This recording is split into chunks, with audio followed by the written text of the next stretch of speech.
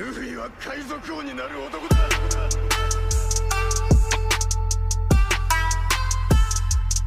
E aí, eu sou o Léo e esse áudio vai ficar um pouquinho diferente do padrão aqui do canal, dos padrões dos meus vídeos. O meu microfone deu um probleminha e eu não tô conseguindo gravar com ele no momento, então eu tô improvisando aqui. Então talvez o áudio fique com qualidade um pouquinho inferior, mas eu acredito que não vai influenciar muito na experiência de vocês com o vídeo. Inclusive, deixa seu feedback nos comentários em relação ao áudio, fico muito grato. De qualquer maneira, eu tô aqui pra fazer análise do capítulo. A gente viajou pra São Paulo algumas semanas atrás e agora a gente tá voltando à atividade no canal. Os vídeos vão ficar mais frequentes aqui, a gente teve poucos vídeos por conta dessa viagem, por conta da movimentação para essa viagem, foi muito legal, a gente viu amigos que a gente fez aqui do canal, mas o bom filho a casa torna, estamos aqui mais uma vez e dessa vez eu já venho com a review de um capítulo sensacional, acho que um dos melhores capítulos recentes de One Piece pelas páginas que tem nele. Cara, é inacreditável. Descrever certas cenas desse capítulo para um fã de One Piece é quase como tá falando de uma lenda diante de nossos olhos. De qualquer maneira, espero que gostem desse vídeo, então sem mais delongas, vamos direto para esse vídeo. Para começo de conversa, eu já queria falar no destino que o Xebec tomou no final desse capítulo, o Dome Reverse. Muita gente tinha teoria de que isso ia acontecer, de que ele provavelmente seria controlado pelo Imu e isso motivaria ele ter sido derrotado pelo Roger e pelo Garp, e que isso motivaria ele ter uma visão de vilão em cima dele, e acabou que ele teve o mesmo destino que o Harold, muito provavelmente, visto que no início desse flashback a gente vê que os gigantes lutaram contra o Harold, e eu acredito que não foi uma luta porque o Harold era só um vilão ou alguém ruim, como a gente viu que ele não é nesse flashback, e ele deve ter sido dominado pelo Imu, assim como o Xebec foi nesse momento da história. Uma das coisas interessantes a respeito do Dome Reverse é que, de certa forma, a tradução para isso é eu voltei para casa ou voltando para casa. Isso é interessante porque a gente pode acreditar que talvez o Imu só consiga fazer isso com uma pessoa na terra natal dela. Por exemplo, o Xebec e o Dave teriam sido controlados em God Valley, na casa deles, por assim dizer, na sua ilha de origem. E os gigantes em Elbaf, a mesma coisa. Assim como Harold foi controlado lá, assim como existem gigantes agora que estão sendo controlados lá, então isso pode realmente acontecer. É uma boa teoria, eu acredito que isso tem certo sentido, mas eu fico pensando como seria motivar essa limitação. Essa teoria vem de um comentário muito interessante do Joyboy91, eu vi isso pelo Twitter esses dias, eu achei bem interessante o comentário, queria trazer aqui pra vocês, e eu vejo certo sentido nisso. Seria uma limitação interessante pros poderes do Imu, mas eu duvido muito, porque se ele vai usar isso, por exemplo, contra os Chapéus de Palha,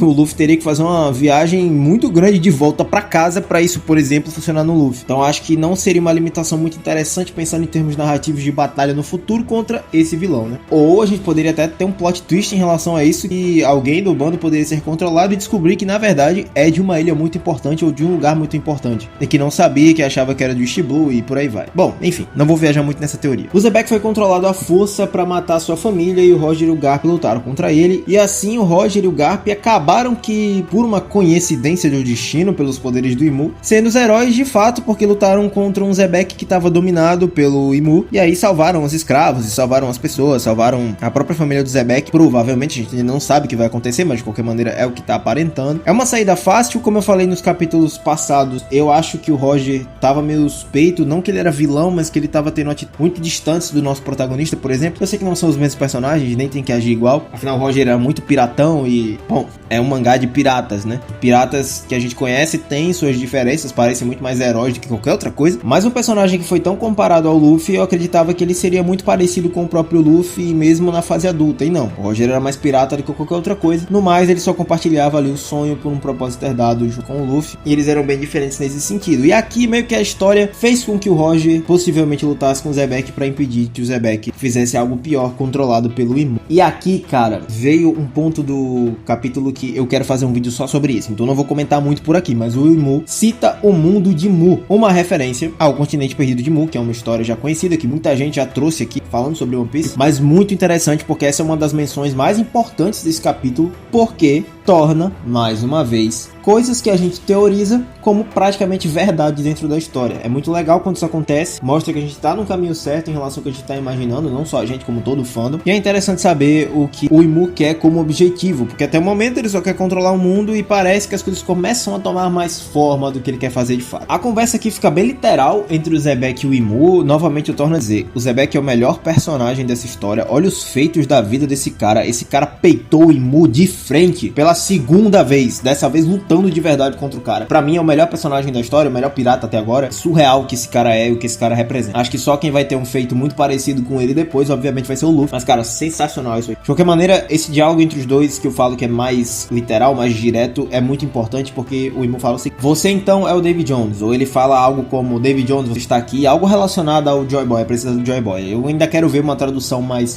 correta a respeito dessa fala, mas de qualquer maneira ele associa o Zebek ao Davy Jones. E aí, o Zebek, assim como o Luffy fez com o Emmet lá em Egghead, ele fala o seguinte: bom, eu acho que você tá pegando o cara errado. Eu nunca nem conheci esse homem, mas, dito isso, eu acredito que as promessas têm que ser cumpridas. Promessas é algo que remete diretamente ao Joy Boy, e aí a gente pode acreditar que Davy Jones e Joy Boy eram a mesma pessoa, ou Davy Jones veio posterior a Joy Boy, ou vice-versa, e aí eles têm essa promessa a cumprir, coisa que o próprio Roger afirma, coisa que o próprio Luffy afirma, e coisa que tá perdido aí nos anais do tempo, como o próprio Imu fala: bom, já que você acredita que as promessas têm que ser cumpridas, você sabe o seu destino, então eu acho que você tem que ser apagado da história, e eu vou apagar você da história. Basicamente o diálogo deles dois. Isso é muito importante porque leva a dois questionamentos. Primeiro deles: Joy Boy e Davy Jones são a mesma pessoa? Eu pelo menos acredito que sim. Caso não, um vem posterior ao outro e essa promessa é originada de um dos dois. Em segundo lugar, mostra que o Zebek, mais uma vez, é um personagem que tem muito conhecimento sobre a história. Mostra que o Zebek tem conhecimento sobre a história e que ele sabe o propósito dele como D, que ele sabe o propósito dele como personagem dentro desse mangá. Eu acho isso incrível porque me remete diretamente à cena que Imu fala que os D hoje são só uma casca vazia, porque não sabem o seu propósito. E não saber o propósito deles torna eles uma casca vazia e inúteis para a história. Isso é muito importante, porque o Zebek sabia o propósito dele, e isso fazia ele um D com um propósito verdadeiro, e por isso que o Imu deveria pagá-lo. O perigo para qualquer governo tirano como o do Imu, que controla as grandes massas e que se aproveita do trabalho, que se aproveita da vida dessas pessoas, que se aproveita da essência dessas pessoas, é que essas pessoas saibam o seu poder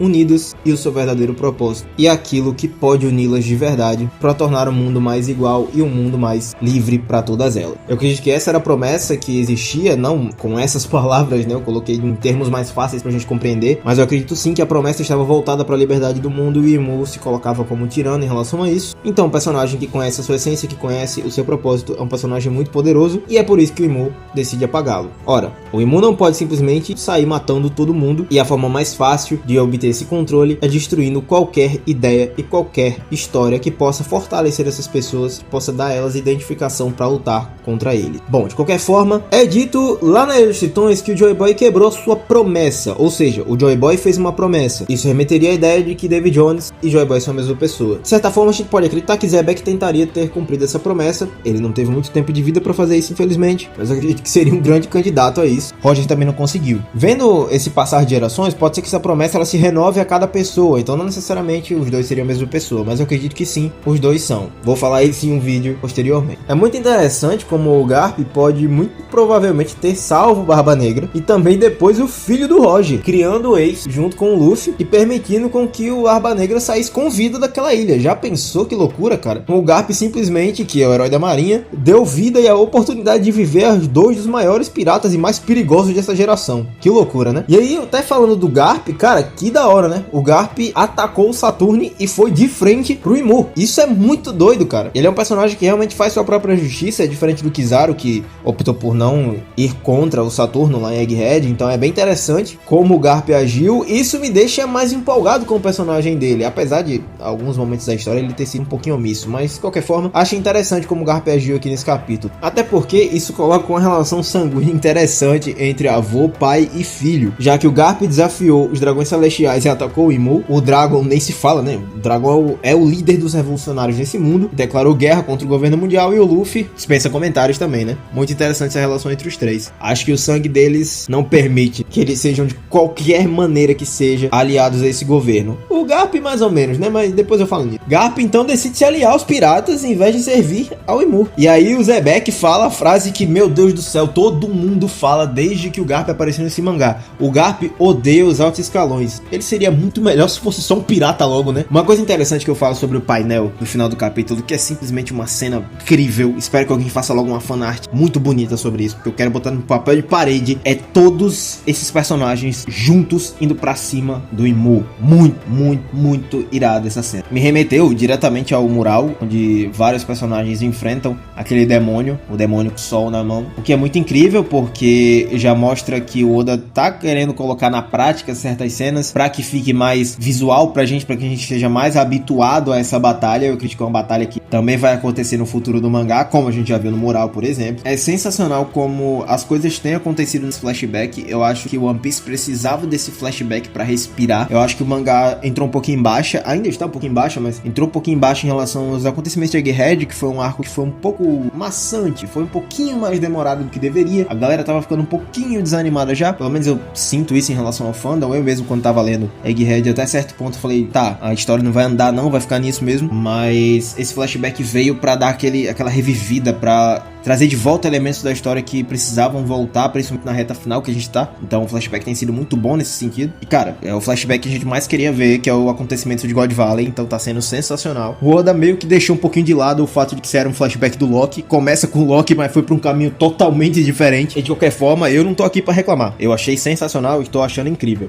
Uma das coisas que também me chama muita atenção é que toda a união desses personagens lutando contra o Imu ainda praticamente não foi suficiente pra vencê-lo. A gente ainda não viu o resultado da batalha, claro, mas eu imagino que não foram de fato e que deve ter uma arma secreta, principalmente para poder vencer os Gorosei e também vencer o Imu, algo que talvez só o Luffy tenha, por exemplo, algo que só o Luffy possa seguir. Até o Kaido, lembra daquela fala que o Kaido se pergunta quão alto pode chegar, já que muito provavelmente nem a união daqueles personagens foi suficiente para derrotar o Imu. A gente não sabe como o Imu vai sair dessa luta, se ele vai sair muito fragilizado ou se ele vai sair grande dessa batalha, mas de qualquer forma, fico pensando como essa batalha vai se dar no futuro. Eu fico pensando que talvez Nika e o poder do Luffy seja o que é necessário para isso acontecer, visto que o governo mundial caçava essa fruta de todo jeito para que ela não ficasse nas mãos de alguém, principalmente nas mãos de alguém com o nome D como o Luffy e com o propósito que o Luffy tem. Por exemplo, a Gunko só tem medo do Nika e o Joy Boy foi o motivo do Imu cair no chão de joelhos, se tremendo naquela cena em Egghead. Então provavelmente talvez seja a chave para vencê-lo. E aí eu fico pensando, quando a gente voltar do flashback e o Luffy estiver transformado no Nika na frente da Gunko. Já pensou, cara? Principalmente porque a Gunko tá com o Imu dentro do seu corpo. Então pode ser uma loucura essa cena e a gente vê como isso pode acontecer nos próximos capítulos. Mas enfim, é com isso que eu encerro esse vídeo. Espero que vocês tenham gostado. Se curtiram, não esquece de deixar seu like, se inscrever aqui no canal para aumentar nossa recompensa no YouTube. Mais uma vez, peço perdão pela qualidade do áudio, talvez não seja tão boa quanto os vídeos passados, mas a gente está já se organizando para consertar isso e nos próximos vídeos estarmos com o áudio melhor. E de qualquer forma, eu também queria dizer que a gente vai trazer umas teorias bem interessantes aqui no canal. Essa semana já vai ter uma, tá pronta, já tá gravada e eu vou trazer aqui pra vocês. E também eu quero fazer um vídeo especial só sobre o reino de Mu. Estamos voltando às atividades no canal depois dessa viagem e eu não vejo a hora de falar sobre alguns temas aqui com vocês e ver a opinião de vocês aqui no canal. Muito obrigado se você assistiu até aqui. Não se esquece de conferir nosso Instagram, onde vocês podem mandar suas perguntas e a gente responder aqui em vídeo. Os Supernovas respondem. E é isso, galera. Valeu!